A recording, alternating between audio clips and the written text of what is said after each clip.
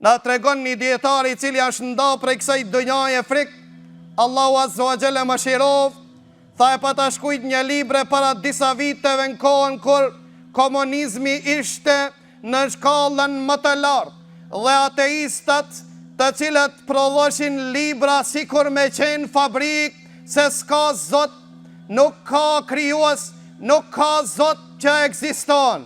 Tha me gjithata ma e çuditshme se kur kalojshin pran lapidarëve, kur kalojshin pran idhujve të maruar me durët e tyre, tha ulshin kokën dhe ju nënshtroheshin. Pse? Tha për çka se natyra e njeriut, Allahu e krijoi njeriun në një natyrë që ti nënshtrohet të madhit.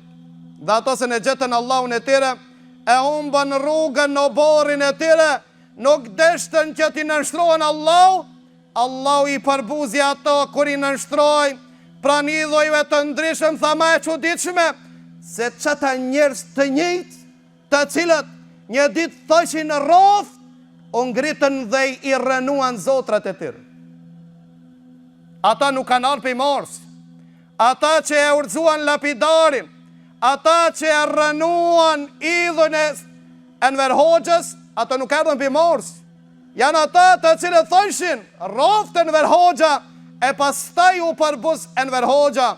Dhe ata që adhuruan Saddamin janë të njëjtë njerëz që e rënuan atë Mubarekun dhe të qertë. Pra vëllezër të ndershëm, do e mos do t'i nënshtrohet njeriu dikujt.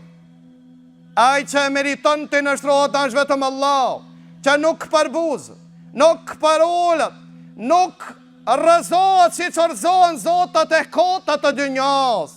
Allahu është I vetmi që meriton adhurimin.